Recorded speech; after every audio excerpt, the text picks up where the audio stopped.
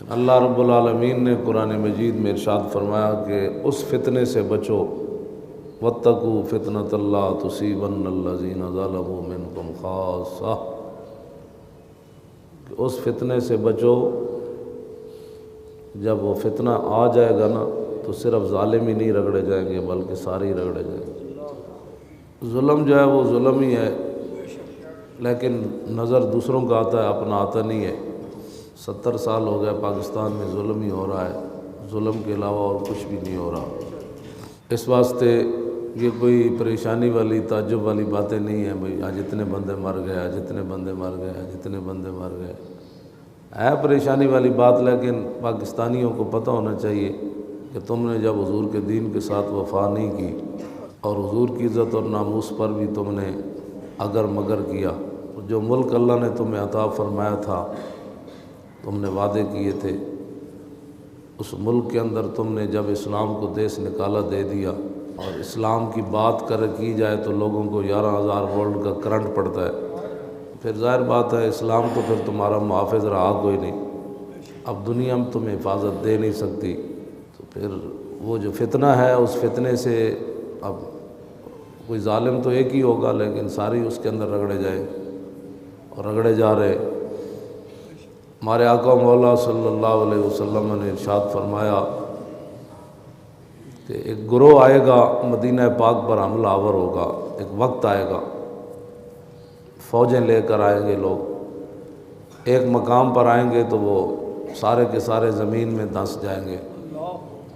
سارے زمین میں چلے جائیں گے۔ صحابہ نے عرض کی کہ حضور ان میں سے کچھ بے گناہ بھی تو ہوں گے نا جن کو زبردستی لایا گیا ہو؟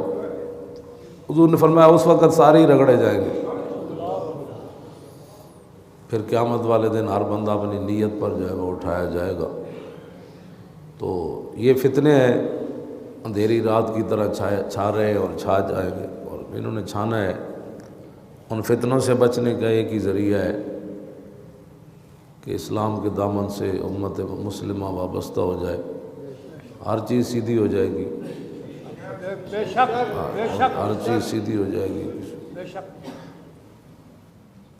اس امت کے سب سے بڑے صوفی جن کو داتا صاحب نے صوفی لکھا ہے، سب سے بڑے صوفی، داتا صاحب نے کشف المحجوب شریف میں لکھا کہ جو کامل صوفی دیکھنا چاہتا ہے وہ صدیق اکبر کو دیکھتا ہے۔ اللہ اکبر، سبحان اللہ، سبحان اللہ، بے شک۔ داتا صاحب نے یہ لکھا ہے صدیق اکبر کے تذکرے میں کہ جو کامل صوفی دیکھنا چاہتا ہے،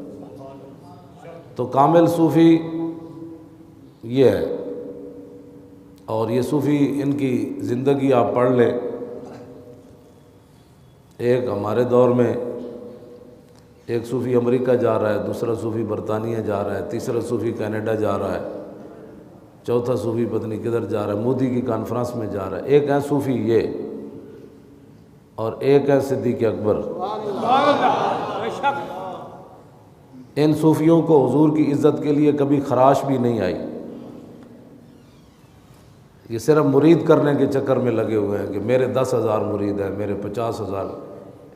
اور صدیق اکبر نے جو بھی آیا، جب ہجرت والے سفر میں مدینہ پاک پہنچے نا تو توجہ اتحادی حاصل ہوئی صدیق اکبر کو کہ صدیق اکبر کا ظاہر جو ہے وہ بھی حضور جیسا ہو گیا۔ مدینہ پاک جب پہنچے تو لوگ سمجھنے میں پریشان ہوئے کہ حضور کون ہے اور صدیق اکبر کون ہے۔ اللہ اکبر۔ تو جب صدیق اکبر نے دیکھا نا مشکلات پیش آ رہی ہیں تو آپ نے کپڑا اٹھا کر حضور کے سر پر کھڑے ہو گئے اور دنیا کو بتایا ہے کہ مخدوم یہ ہے اور خادم یہ ہے۔ سبحان اللہ، سبحان اللہ، سبحان اللہ۔ تو صدیق اکبر کو اتنا مارا عتبہ نے، ہجرت سے پہلے حرم کعبہ میں اتنا مارا صدیق اکبر نے، حضور کا دفاع کر رہے تھے اور جوتے تک انہوں نے مارے صدیق اکبر، اور منہ پر مارے، اور آپ کے منہ اتنا سوج گیا کہ آپ کا ناک جو ہے وہ اس کے اندر گم ہو گیا۔ حضور کے نام پر افضل الخلق بعد الرسل عمر، اور پوری امت کا ایمان ایک پلڑے میں ہو تو صدیق کا ایمان پھر بھی بھاری ہے۔ ہاں جی، یہ ساری باتیں ہونے کے باوجود حضور کے خاطر منہ پر جوتے کھائے اور بے ہوش ہو گئے، مرنے کے قریب پہنچ گئے، اور کسی کو یقین نہیں تھا کہ صدیق بچ جائیں گے۔ آپ کا قبیلہ اٹھا کر گھر لایا، قبیلے والے جا کے اعلان کر رہے ہیں حرم میں، جے صدیق اکبر دنیا تو چلے گئے، بحیثیت مسلمان نہیں، برادری ازم کے نام پر، تو ہم نے بدلہ لینا ہے۔ شام کے قریب عصر کے بعد صدیق اکبر کو ہوش آئی، قبیلہ پورا بیٹھا ہوا ہے مسلح ہو کر، تو یہ نہیں دیکھا میرا قبیلہ کیا کہے گا، دوبارہ کوئی آئے گا، ایک ہی سوال کیا کہ حضور کا کیا حال ہے۔ فَمَسُّوهُ بِأَلْسِنَتِهِمْ، انہاں اپنیاں زباناں جڑیاں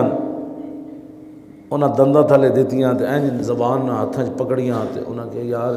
یہ عجیب آدمی جنہاں دی خاطر اتنا ایدے تے ظلم ہویا، پھر انہاں دا نام لیدا ہے۔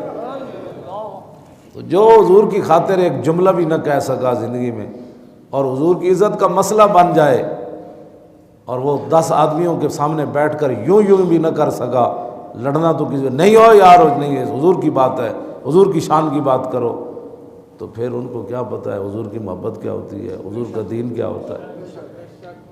افضل الخلق، حضرت عمر فرماندے ہوندے سن یار ایک نیکی دے دے غار والی ساریاں لے لے، اور فرماندے ہوندے سن لیلۃ ابی بکر خیر من آل عمر، فرمایا عمر دا سارا خاندان بھی ایک طرف کھڑا ہو جائے تو صدیق کی غار والی نیکی پھر بھی افضل اور اعلیٰ ہے۔ معیار تو یہی تھا صحابہ کے ہاں، بعد میں پھر بدلتا معیار یہاں تک جا پہنچا کہ محلے کا چودھری کیا کہتا ہے حضور کی عزت کے بارے میں،